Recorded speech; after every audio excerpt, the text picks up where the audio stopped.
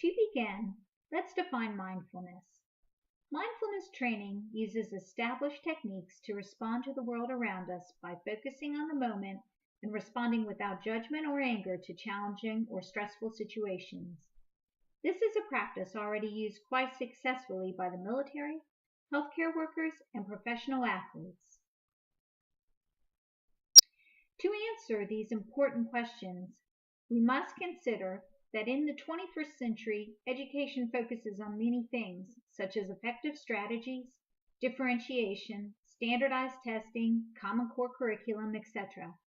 Often, the well-being of a teacher is ignored, which is illogical since the teacher is definitely a large part of facilitating the end product, student learning. In an increasingly stressful world, more attention must be given to healthy habits of the mind. In reviewing the literature, the peer-reviewed scholarly articles were divided into two basic groups, teacher research and student research.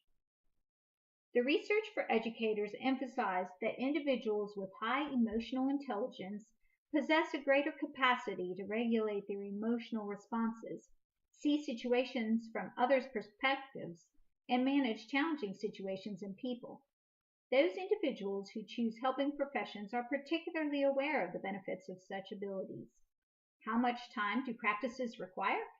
Research suggests training should include 30 minutes a day of daily mindfulness for 8 weeks to enhance performance and the ability to focus attention.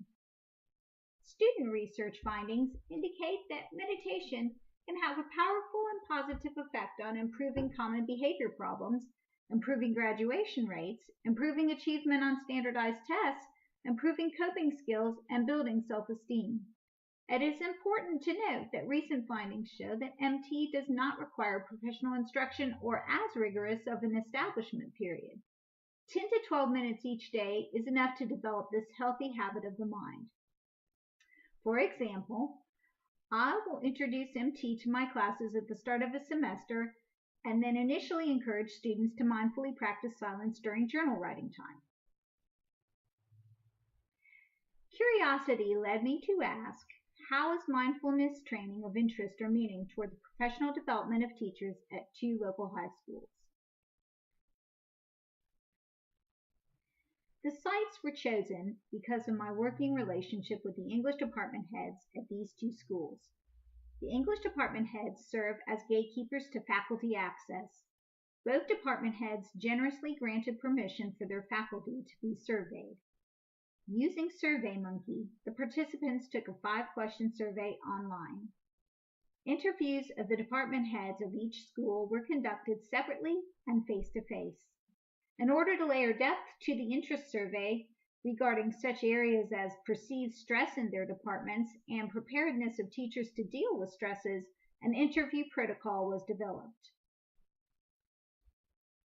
The following 5 themes emerged from the research.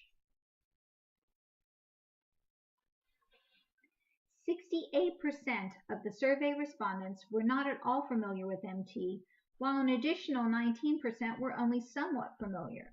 The field is moving away from the term meditation to distance itself from spiritual practice.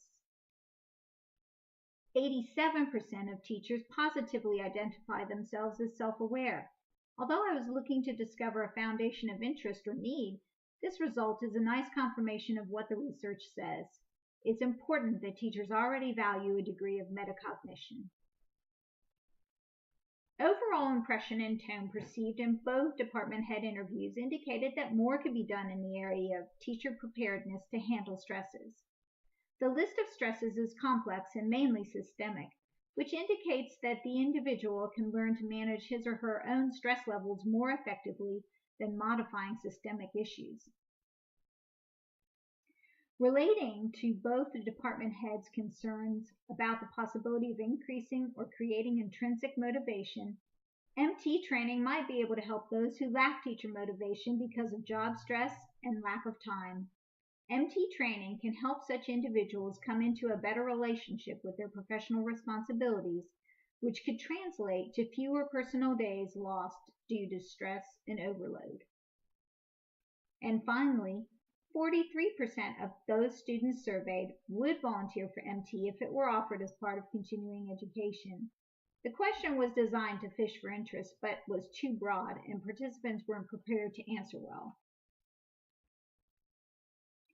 In EDRS 8000, I developed a research proposal to connect Rosner's logic model, which shows a chain of influence, to Cobb County School District teachers who participate in the Garrison Institute's Care for Teachers program,